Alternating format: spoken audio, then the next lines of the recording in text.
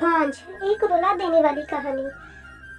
14 साल की उम्र में जब खेलने कूदने की उम्र होती है तब रिश्ता हो गया।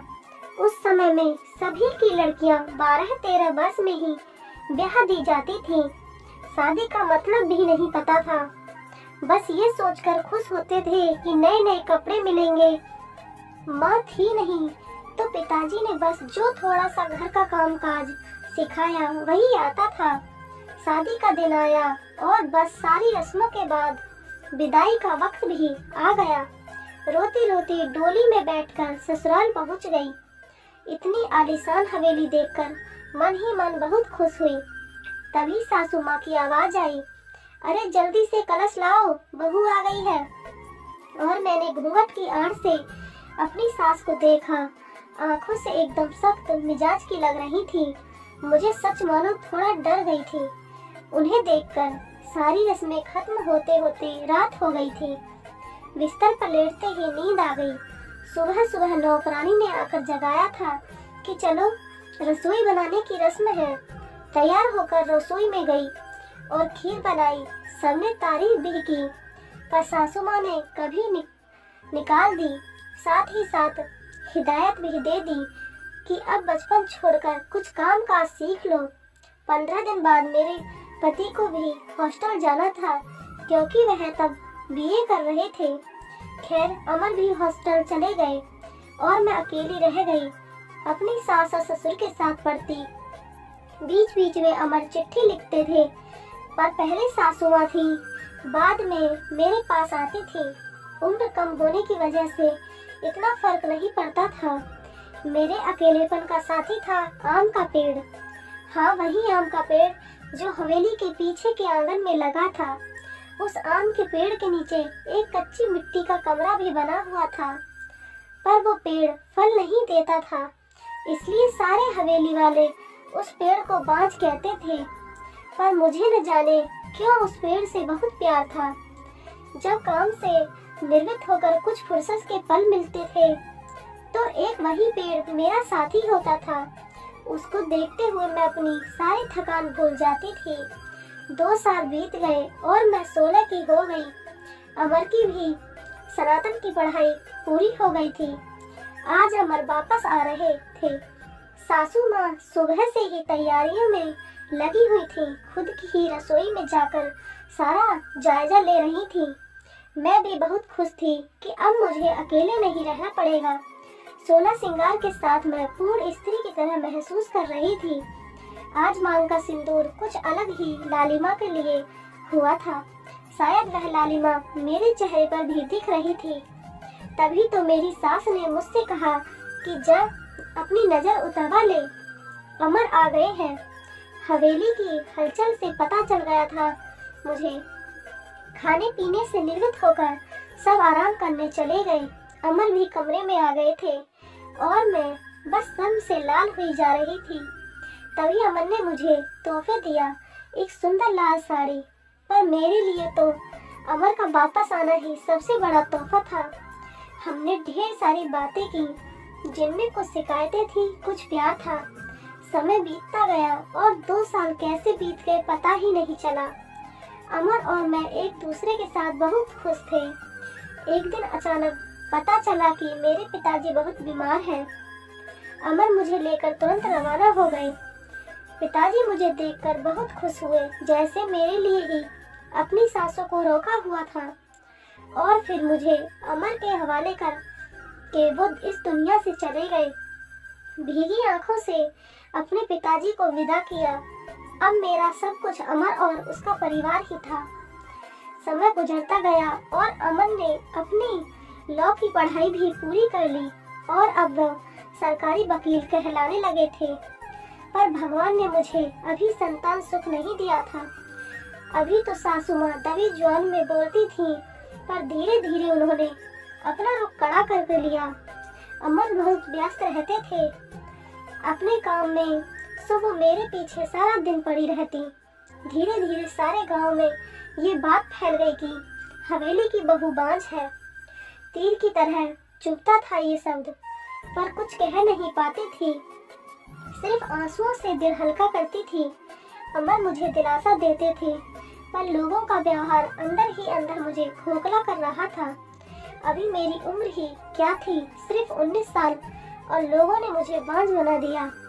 बचपन से ही शरीर से दुबली पतली थी मैं। फिर माँ के मरने के बाद ठीक से पालन पोषण भी नहीं हो पाया था। एक दिन अमर जब दोपहर के खाने पर घर आए तो सासू माँ ने फरमान सुना दिया कि हम अमर की दूसरी शादी करेंगे। उफ, इतना बड़ा धोखा अमर कैसे दे सकते हैं मुझे? नहीं, ऐसा नहीं हो सकता है। बत्ती बुझा दो, मुझे सोना है। अमर, कुछ बात करनी है आपसे। मैं थक गया हूँ। धानी, मुझे सोने दो। अमर, क्या आप दूसरी शादी करेंगे? धानी, मैंने कहा ना सोने दो मुझे, थक गया हूँ मैं। तुम सब लोगों की चिक चिक सुनते सुनते उधर माँ है और इधर तुम, परेशान हो गया हूँ। मैं मन करता है आत्महत्या कर लूं। नहीं अमर, ऐसा मत कहिए। धानी ने अमर के मुंह पर हाथ रखते हुए कहा, आपके अलावा अब कौन है मेरा? धानी करवट लेकर सारी रात आंसू बहाती रही और जब सुबह उठी तो एक टूटी हुई औरत बनकर, जो मजबूर होकर हर चीज से समझौता कर लेती है। सारी रात यही सोचती रही कि शायद अमन ने भी मौन स्वीकृति दे दी है दूसरी शादी के लिए, पर उसे ये कहाँ मालूम था कि उसकी माँ ने किस हद तक उसे मजबूर किया है दूसरी शादी के लिए। 1 महीने के अंदर ही अमर की दूसरी शादी गेंदा से हो गई। गेंदा अमर की माँ की दूर के रिश्तेदार की बेटी है। धानी अपना सामान उस पीछे वाले कमरे में रख ले। आज से गेंदा इस कमरे में रहेगी अमर के साथ। सासू माँ ने हाथ नचाते हुए कहा, कैसे छोड़ दूं ये कमरा? नहीं, ये मेरा कमरा है, जिसे जहाँ जाना है जाए। पर फिर ख्याल आया कि जो ब्याह कर इस घर में लाया था, जब वही मेरा नहीं है तो ये कमरा कैसे मेरा हो सकता है? ऐसा सोचते हुए आंखों में आंसुओं का सैलाब उमड़ पड़ा। सिंदूर की डिब्बी और कुछ कपड़े लेकर उस कच्ची मिट्टी के कमरे की तरफ बढ़ गई। सामान एक कोने में रखकर खिड़की पर बैठ गई और उस आम के पेड़ को देखते हुए उसको निहारने लगी। इसे कुछ कब हो जाएगा?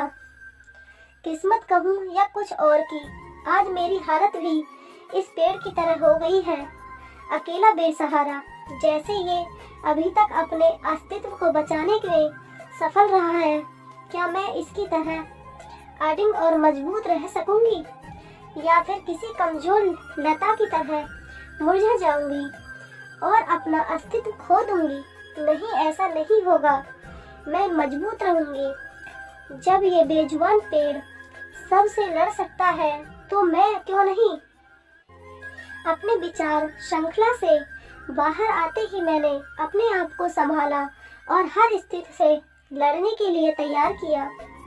दिन गुजरते गए और मैंने घर के कामों में अपने आप को व्यस्त कर लिया। अपनी कोठरी के आसपास खूब सारे पेड़ लगाए और बाकी बचे हुए समय में उन पेड़ों की देखभाल करने लगी। साथ ही उस आम के पेड़ की खास देखभाल करती थी। गेंदा एक सुलझी हुई लड़की है। वो जब भी मुझसे बात करने के लिए आती, मेरी सासू माँ उसे बहाने से बुला लेती। अमर पहले से भी ज्यादा व्यस्त रहने लगे थे। मुझसे बात तो करते थे, पर एक पछतावा हमेशा उनकी आंखों में दिखता था। शायद मेरी हालत देखकर बुरा लगता था उन्हें, पर माँ के खिलाफ जाने की हिम्मत नहीं जुटा पाते थे।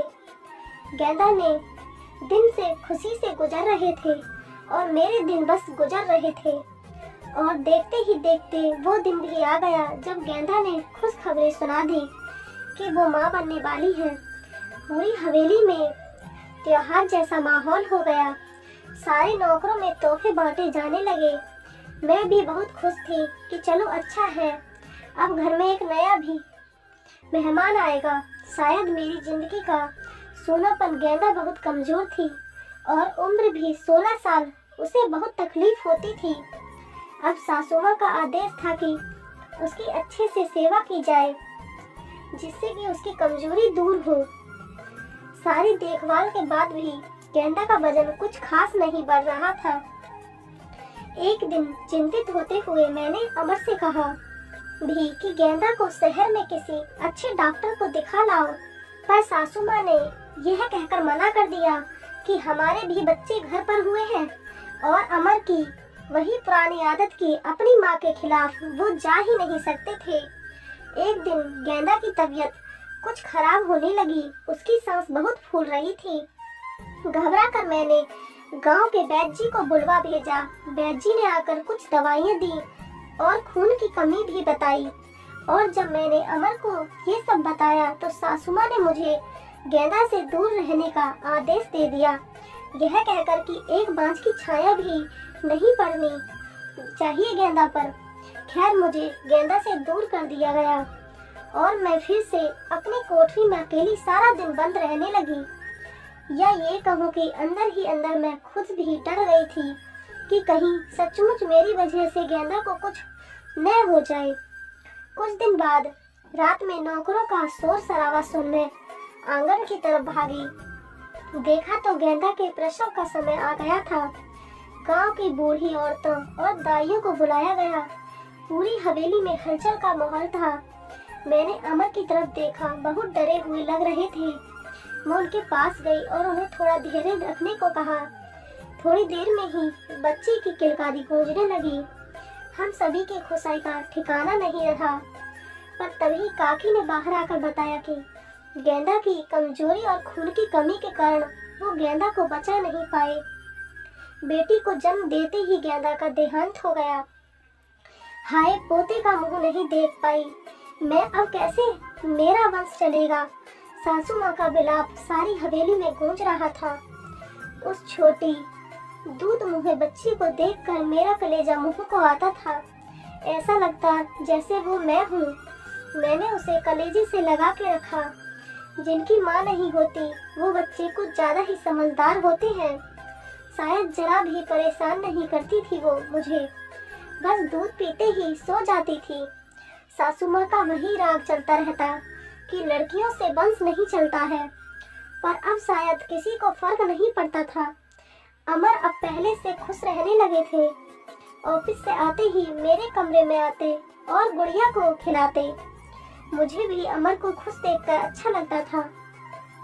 साल बीत चुका था गेंदा को गए हुए और गुड़िया को आए हुए। आज गेंदा की बरसी है। हवेली में छोटी सी पूजा रखवाई है। मैंने पंडित जी के आते ही सासू माँ से प्रश्न किया कि क्या मैं जीते जी पोते का मुंह देख पाऊंगी, और पंडित जी ने उसके लिए कुछ ग्रह शांति के उपाय बताए। सासू माँ चल दी पंडित जी को हवेली दिखाने और सारी हवेली की शुद्धि कराने। मेरी कोठरी के पास भी गई और पंडित जी को वो बांझ पेड़ भी दिखाया। पेड़ देखते ही पंडित जी का मुंह बन गया और उन्होंने कहना शुरू कर दिया कि ये इसी मनुष्य पेड़ की वजह से हमारे घर में बेटा नहीं है। जितनी जल्दी हो सके इसे कटवा दो। अब मेरी बर्दाश्त की हद हो चुकी थी। मैंने अमर की तरफ देखा, पर मुझे नहीं लगा कि वो मना करेंगे, और सासू माँ ने तुरंत नौकरों को बुला लिया कि आज इस पेड़ को काट ही डालो। मुझे कुछ समझ नहीं आ रहा था कि क्या करूं, कैसे अपने सुख दुख के साथी को बचाऊं। जैसे ही वो कुल्हाड़ी लेकर पेड़ काटने आगे बढ़ने लगे, मैं फुर्ती से भागकर उस पेड़ से लिपट गई और विनती करने लगी कि पेड़ को छोड़ दो, पर वो लोग नहीं माने। मैं रोती जा रही थी, पर किसी को तरस नहीं आ रहा था। तभी किसी ने मुझे खींचकर धक्का दिया और मेरे सिर पत्थर से टकरा गया। सिर से खून की धार निकल रही थी। यह देखकर अमर से रहा नहीं गया और उन्होंने सबको वहां से हटा दिया और तुरंत मुझे अस्पताल ले गए।